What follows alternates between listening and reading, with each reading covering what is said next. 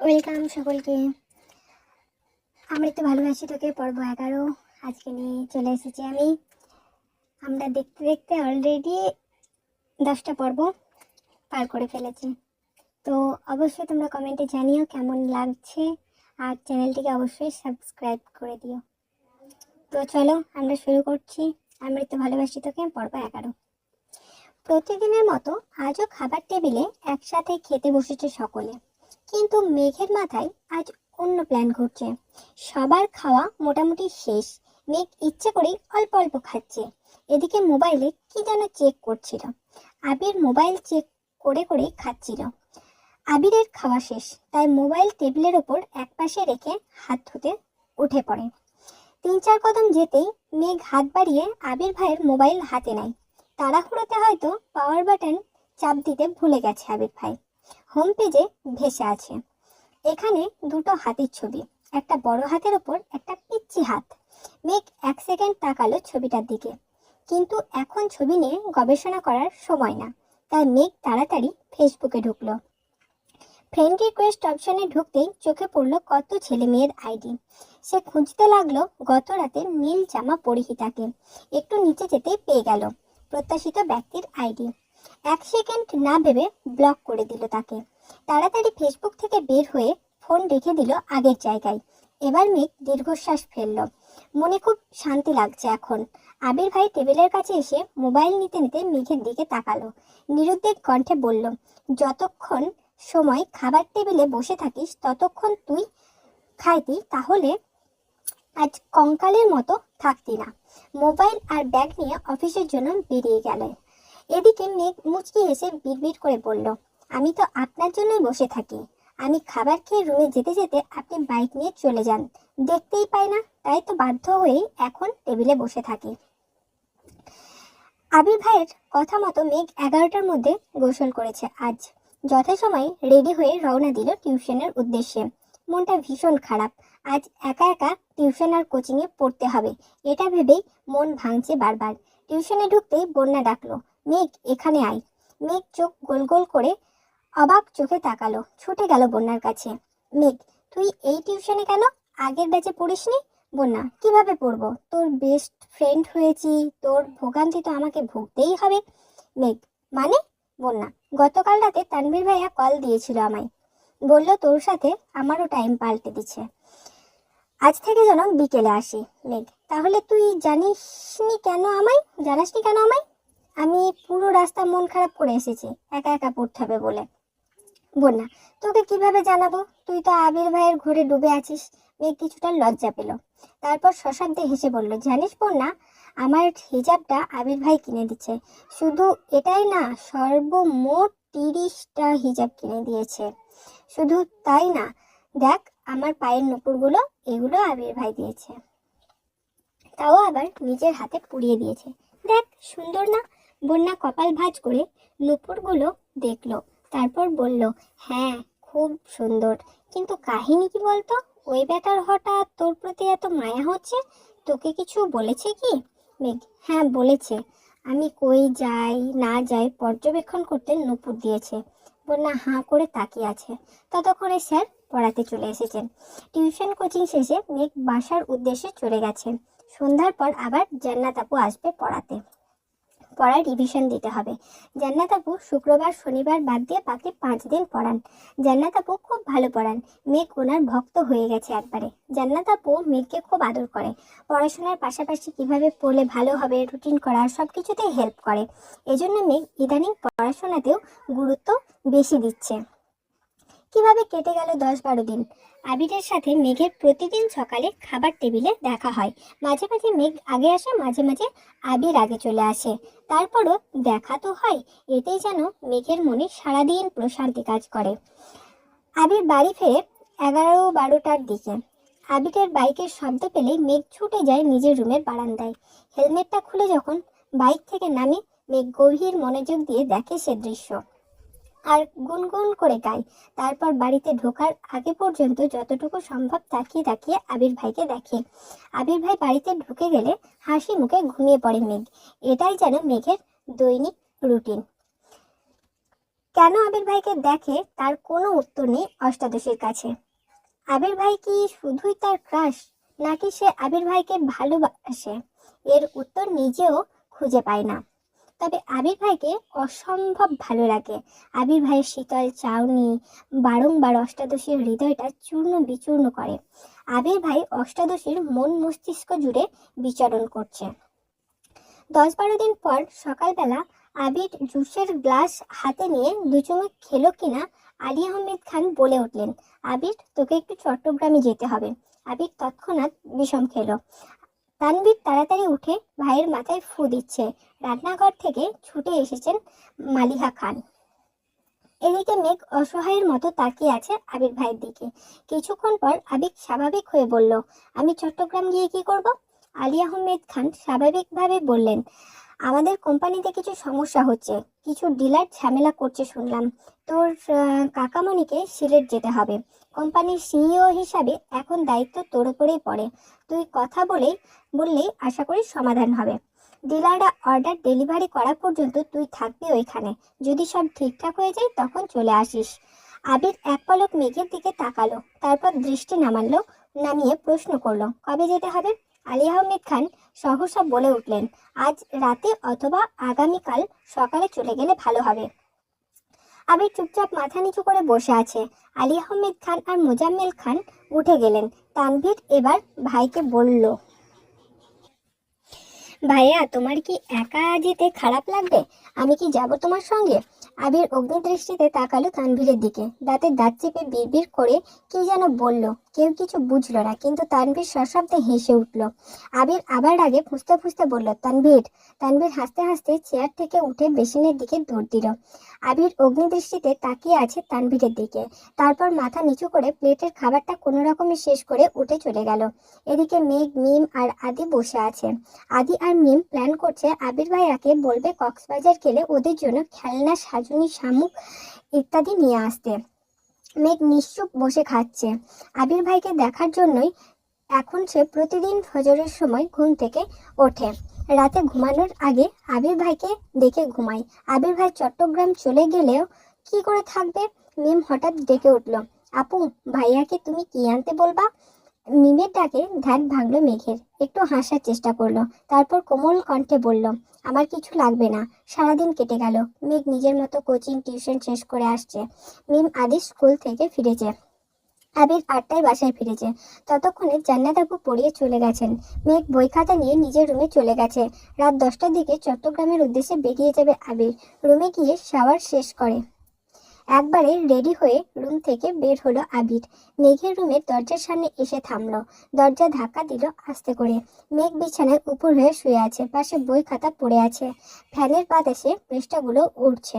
জান্নাত আপু যাওয়ার সময় রুমে এসে শুয়েছিল।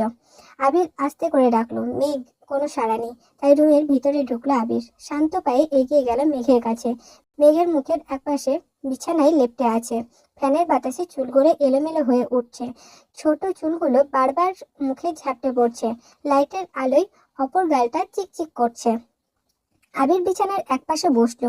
কিছুক্ষণ সূক্ষ্ম দৃষ্টিতে পরখ করলো অষ্টাদশীকে। তারপর গালে হাত রেখে মুখ থেকে ছোট চুলগুলো সরিয়ে দিল। দু একবার মাথায় হাত বুলিয়ে দিয়ে চুপচাপ রুম থেকে বেরিয়ে ব্যাগ নিয়ে নিচে চলে আসলো। মিম আর আদি খুব করে বলল, ভাইয়া, কক্সবাজার যেও প্লিজ। চাটনি নিয়ে এসো, খেলনা, শামুক, আরো অনেক কিছুর আবদার করলো ভাইয়ের কাছে। উত্তরে আবির শুধু বলল, সময় পেলে যাব। খেয়ে 10টা নাগাদ বেরিয়ে গেছে আবির। ইকবাল খান আগামীকাল সকাল 8টায় সিলেটে যাবেন। আবির বাবার কোম্পানি ঢাকার বাহিরে 3টা শাখা আছে, চট্টগ্রাম, সিলেট এবং রাজশাহী। ইকবাল খানের বেশিরভাগ সময় বিভিন্ন জায়গায় দৌড়াদৌড়ি করতে হয়, কখনো চট্টগ্রাম, কখনো রাজশাহী, আবার কখনো সিলেট।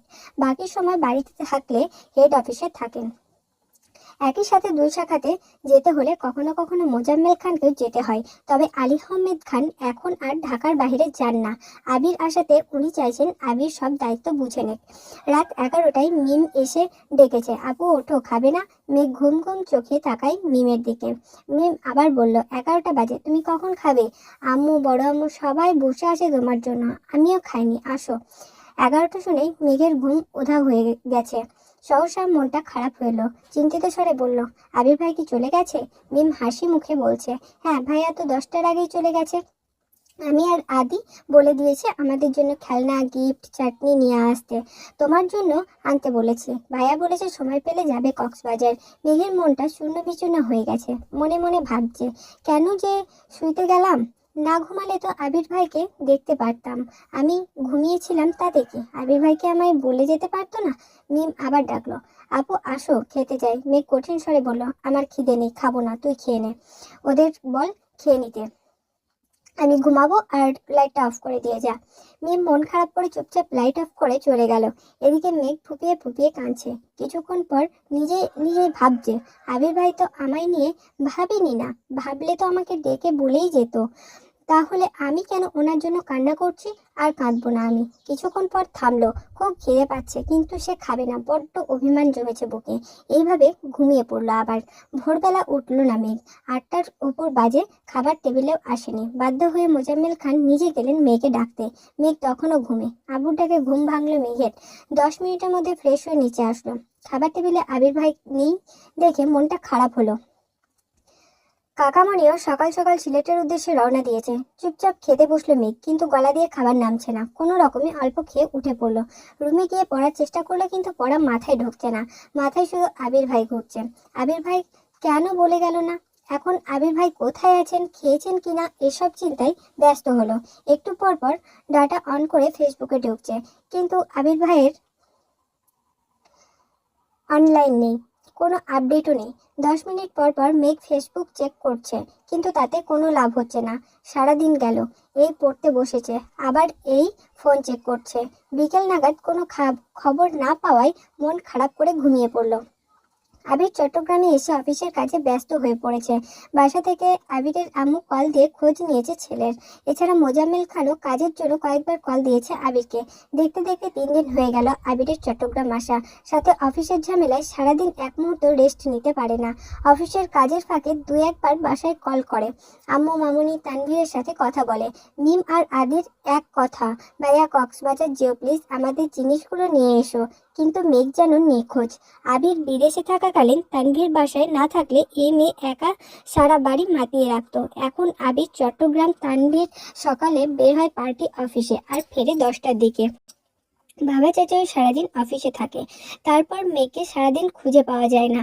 সকালে অল্প খেয়ে যে রুমে ঢুকে কোচিং থাকলে বের হয়, না হলে 3-4টায় ক্ষুধা লাগলে চুপচাপ এসে খাবার খায়।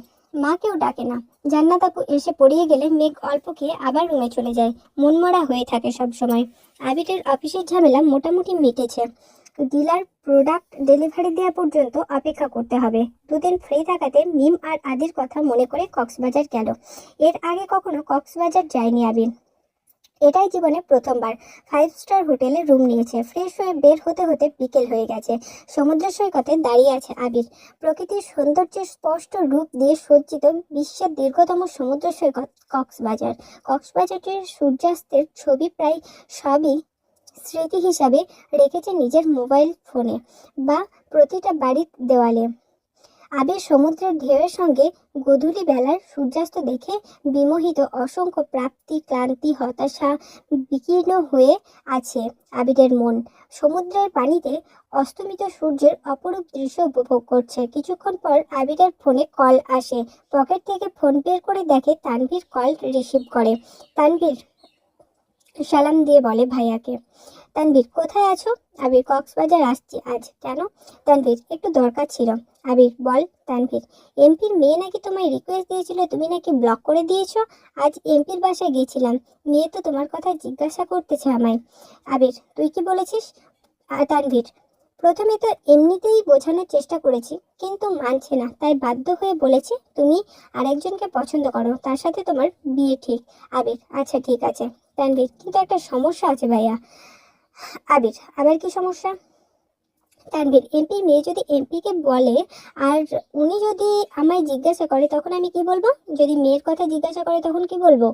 আবির, প্রথমত এমপি কোনো সময় এমন বিষয় নিয়ে মাথা ঘামাবে না, আর যদি শোনে ছেলে অন্য কাউকে পছন্দ করে তাহলে আর কিছু বলবে না। তানভীর, তারপরে যদি জিজ্ঞাসা করে তখন কি বলবো? আবির, বলবি তোর বোনের সাথে বিয়ে ঠিক। তানভীর, তারপর? আবির, তারপর আবার কি? বাকিটা আমি সামলে নেব। তানভীর, যদি ফোর্স করে? আবির একটু গম্ভীর কণ্ঠে বলল, বেকুবের মতো কথা বলিস না তানভীর। এমপির মেয়ে হোক বা মন্ত্রীর মেয়ে, তার জন্য কি তুই নিজের ভালোবাসা কোরবানি করবি নাকি? আজব। তানভীর আর কথা বাড়ালো না। তানভীর আচ্ছা বলে, ভাইয়া ফোনটা রাখি তাহলে। কল কেটে আবির ডাটা অন করে ফেসবুকে ঢোকে। কেন জানি মনে হলো ব্লক লিস্ট চেক করবে। ব্লক লিস্টে ঢুকতেই চোখে পড়ে প্রথম আইডিটা ওই মেয়ের। 2 সেকেন্ড ভাবলো, সে তো শুধু কমেন্ট ডিলিট করেছে, ব্লক তো করেনি। এটা যে মেঘের কাজ তা বুঝতে বেশিক্ষণ সময় লাগলো না। কিন্তু মেঘ ফোন পেলো কোথায়? আরো কিছুক্ষণ ভাবার পর মনে হলো টেবিলের ওপর ফোন রেখে যাওয়ার ঘটনা। তার মানে সেই দিনই ব্লক করেছে। অজান্তেই ঠোঁটের কোণে এক চিলতে মুচকি হাসির ঝলক দেখা গেল। আস্তে আস্তে বলল, এই সমস্যা বিষয়ে ঝুলে উঠলে সইবি কিভাবে? এত ঝড়ঝঞ্ঝা, এত তাড়াতাড়ি তো তোকে আমার করে নিব না, আবার খুব বেশি কষ্টও দিব না তোকে। অন্ধকার নেমেছে ভিজে। একটু হাঁটাহাঁটি করলো আবির। ভাই বোনের জন্য কিছু কেনাকাটা করলো, তারপর হোটেলে চলে গেল। কেটে গেল আরো 2 দিন। আবির বাড়ি নেই 6 দিন যাবৎ। অষ্টাদশীর মনে বিষণ্ণতা ছুঁয়ে গেছে। খায় না ঠিকঠাক, পড়াশোনা করে না, মোবাইলও চাপে না, কথাও বলে না কারোর সাথে, শুধু টিউশন আর কোচিংয়ে যায় আসে এইটুকুই। আজ সকাল থেকে মনটা মাত্রাতিরিক্ত খারাপ। তানভীর ডেকে এনে খাবার টেবিলে বসিয়েছে। তানভীর আজকাল পার্টি অফিসে দৌড়াদৌড়িতে মেঘকে কিছুই বলে না। মেঘকে এখন আর আগের মতো বকেও না। মেঘ যেমন পাল্টে গেছে, তেমনি তানভীরও পাল্টে গেছে। মেঘ খাবার টেবিলে বসে কোনো কথা না বলেই অল্প খাবার খেলো। তানভীর মোজাম্মেল খানকে প্রশ্ন করলো, আবু ভাইয়া কবে ফিরবে? মোজাম্মেল খান যথারীতি জবাব দিলেন, কাজ শেষ হলে ফিরবে। কাজ এখনো শেষ হয়নি? মেঘের হৃদয়ে রক্তক্ষরণ হচ্ছে। কয়েকটা দিন আবির ভাইয়ের শূন্যতা খুব করে ভোগাচ্ছে অষ্টাদশীকে। টিউশন শেষ করে কোচিংয়ে গেল 2 বান্ধবী একসাথে। বন্যা বারবার জিজ্ঞাসা করছে, কি হয়েছে তোর?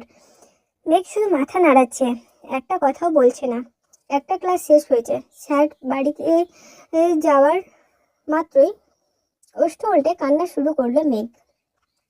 প্রথম দিকে ফুপিয়ে ফুপিয়ে কাঁদলেও নিজেকে বেশিক্ষণ কন্ট্রোল করতে পারলো না। কান্নার মাত্রা বেড়ে গেছে, শ্বাস নিতে পারছে না। মেঘের এই অবস্থা দেখে আঁতকে ওঠে বন্যা। মেঘকে নিয়ে ওয়েটিং রুমে চলে যায়। ওখানে যাওয়াতে বাঁধ ভাঙা কান্না শুরু হয় মেঘের। বন্যা কোনোভাবেই শান্ত করতে পারছে না। 10-15 মিনিট স্থির হয় এই কান্না। তারপর কিছুটা থেমেছে, এখন জোরে জোরে শ্বাস ছাড়ছে। একটু কাঁদলে মেঘের শ্বাসকষ্ট শুরু হয়। বন্যা মাথায় হাত বুলাতে বুলাতে শান্ত কণ্ঠে বলল, কি হয়েছে তোর, এভাবে কান্না করছিস কেন? মেঘ ফুপিয়ে ফুপিয়ে উত্তর দিল, আমার খুব কান্না পাচ্ছে। বন্যা ভ্রুকুচকে বলল, কান্না পাচ্ছে তা তো দেখতেই পাচ্ছি, কিন্তু কেন কান্না পাচ্ছে সেটা তো বল। মেঘ গম্ভীর জবাব, জানি না। বন্যা নিজেকে কন্ট্রোল করে আবার প্রশ্ন করলো, রেজাল্ট নিয়ে চিন্তা করছিস, নাকি চান্স পাওয়া নিয়ে, নাকি বাসায় কেউ বকেছে তোকে? আবার কাঁদছে মেঘ। কাঁদতে কাঁদতেই বলল, আমি আবির ভাইকে খুব মিস করছি বন্যা। উনি ফেসবুকেও আসেন না। আমি ওনাকে না দেখে, ওনার কথা না শুনে আর থাকতে পারছি না। বন্যা এবার অবুঝ বাচ্চার মতো হাসলো। তারপর বলল, মিস করছিস তো কল দে। মেঘ কাঁদতে কাঁদতে বলল, উনি কি আমার সাথে কথা বলবেন? বন্যা এবার সশব্দে হাসলো। উনি কথা বলবেন কি বলবেন না এসব যদি তুই ভাবিস, তাহলে উনি কি ভাববেন? মেঘ এবার মুখ তুলে তাকালো বন্যার দিকে। বন্যা এবার হাসতে হাসতে বলল, বেবি তুমি তো আবির ভাইয়ের প্রেমে হাবুডুবু খাচ্ছ। সাবধান বান্ধবী, ডুবে যেও না, সামনে কিন্তু ভর্তি পরীক্ষা। মেঘ ভেঙচি কেটে বলল, আমি আবির ভাইকে ভালোবাসি। এটুকু বলে থেমে গেল। নাটা বলার খুব চেষ্টা করলো, কিন্তু বলতে পারলো না। বন্যা মেঘকে ঠান্ডা মাথায় বেশ কিছুক্ষণ বোঝালো। মেঘ শান্ত হয়ে বসে আছে। বন্যা বলল, তুই তাহলে বাসায় চলে যা, ক্লাস করতে হবে না। ফোন দে, আমি ড্রাইভার আঙ্কেলকে কল করে দিচ্ছি। তারপর মেঘকে গাড়িতে দিয়ে বন্যা একটা ক্লাস শেষ করলো। মেঘ বাসায় এসে ফ্রেশ হয়ে ছুটে গেল মায়ের রুমে। হালিমা খান ঘুমাচ্ছিলেন। মেঘ মায়ের হাতের উপর মাথা রেখে মাকে জড়িয়ে ধরে শুয়ে পড়েছে। হালিমা খান ঘুমের মধ্যেই একবার চোখ খুলে দেখলেন মেঘকে। দেখে মেঘের পিঠ বরাবর জড়িয়ে ধরে ঘুমিয়ে পড়লেন পুনরায়। অনেকক্ষণ কান্না করায় মেঘও ক্লান্ত ছিল, সেও মাকে জড়িয়ে ধরে ঘুমিয়ে পড়েছিল। বেশ কিছুক্ষণ পর মেঘের ঘুম ভাঙে। ততক্ষণে হালিমা খান সজাগ হয়ে গেছে। শুয়ে শুয়ে মেয়ের মাথায় হাত বুলিয়ে দিচ্ছেন। মেঘ সচরাচর মায়ের কাছে শুতে আসে না, যখন খুব বেশি মন খারাপ থাকে তখনই আসে। মেঘের ঘুম ভাঙতেই হালিমা খান বললেন, তোর কি শরীর খারাপ মা? মেঘ মাথা নেড়ে না করলো। হালিমা খান পুনরায় বললেন, রেজাল্ট নিয়ে চিন্তা করছিস? মেঘ আবারও মাথা নেড়ে না করলো। মেঘ এবার মাকে শক্ত করে জড়িয়ে ধরে বলল, আম্মু, আবির ভাই কবে আসবে? মেঘের প্রশ্নে হালিমা খান মুচকি হাসলেন আর বললেন, কেন, ভাইয়ের জন্য পেট পুড়ছে? মেঘ মনে মনে বলল, পেটের সাথে মনটাও পুড়ছে আম্মু। মেঘকে নীরব দেখে হালিমা খান বললেন, দুপুরে তো কথা হলো, বলল আরো 2-4 দিন লাগতে পারে। কথা হয়েছে শুনে সহসা মেঘের মনটা খারাপ হলো। নিজেকে সামলে বলল, আম্মু, আবির ভাইকে কল দাও না প্লিজ। হালিমা খান, বিকেলেই তো কথা হলো, এখন আবার কল দিয়ে কি করব? ছেলেটা মনে হয় ব্যস্ত। মেঘ, আম্মু প্লিজ দাও না। হালিমা খান নিজের ফোন হাতে নিয়ে কল দিল আবিরকে। লাউড স্পিকারে দিয়েছে। কয়েকবার রিং হতেই ঋষি বলল, আবির সালাম দিল মামনিকে। আবির ভাইয়ের কণ্ঠ শুনে মেঘের বৃক্ষস্পন্দন জোরালো হলো। হালিমা খান সালাম দিল, ব্যস্ত আছিস বাবা? আবির, হ্যাঁ কিছুটা, কেন? হালিমা খান, মেঘ একটু কথা বলবে তোর সাথে। আবির ভাই, ঠিক আছে দাও। হালিমা খান মেঘের দিকে ফোন এগিয়ে দিল। মেঘ কাঁপা কাঁপা হাতে ফোন নিল। সঙ্গে সঙ্গে লাউড স্পিকার অফ করে দিল মেঘ। মেঘ ধীর কণ্ঠে বলল, হ্যালো। আবির তৎক্ষণাৎ রেগে মেগে বলল, হ্যালো কি রে? প্রথমে কল দিয়ে সালাম দিতে হয় এটাও জানিস না? আবিরের ধমকে চুপসে গেল মুখটা। আস্তে ধীরে বলল, আবির গম্ভীর কণ্ঠে উত্তর দিল। মেঘ আবার কাঁপা কাঁপা গলায় বলল, কেমন আছেন আবির ভাই? আবির কিছুটা স্বাভাবিক হয়ে বলল, ভালো, তুই কেমন আছিস? মেঘ দীর্ঘশ্বাস ফেলে উত্তর দিল, ভালো। দুজনেই কয়েক সেকেন্ড নীরবতা পালন করলো। আবির নীরবতা ভেঙে রাশভারী কণ্ঠে শুধালো, তোর ফোন দিয়ে কল দিতে পারিস না? মামুনির ফোন দিয়ে দিতে হলো কেন? মুখের ওপর মেঘ বলে ফেললো, আপনার নাম্বারই নেই আমার কাছে। আবির এবার দীর্ঘশ্বাস ফেললো, গম্ভীর কণ্ঠে জবাব দিল, রাখছি, ব্যস্ত আছি আমি। এই বলেই কল কেটে দিল। মেঘ আহম্মকের মতো ফোনের দিকে তাকিয়ে রইল। বুঝে উঠতে পারলো না ব্যাপারটা কি। আবির ভাইয়ের নাম্বার নেই এই কথা শুনে রেখে দিল নাকি সত্যিই ব্যস্ত, এটা ভেবে পাচ্ছে না অষ্টদশী। ফোনের স্ক্রিনে ভেসে আসছে আবিদের নাম সেভ করা নাম্বারটা। মেঘ মনে মনে নাম্বারটা মুখস্থ করতে ব্যস্ত হলো। তারপর মাকে ফোন দিয়ে নিজের রুমে দৌড় দিল। নিজের ফোনে আবির ভাইয়ের নাম্বারটা লিখে নামের অপশনে লিখলো আমার আবির, সাথে লাভ ইমোজি। কিছুটা দূরে লিখলো ভাই, সেভ করলো নাম্বারটা। তো এই ছিল 11 নম্বর পর্ব। 12 নম্বর পর্ব নিয়ে আমি খুব তাড়াতাড়ি আবার তোমাদের সঙ্গে হাজির হচ্ছি। ততক্ষণ সুস্থ থেকো, ভালো থেকো, আর অবশ্যই চ্যানেলটা সাবস্ক্রাইব করে রেখো।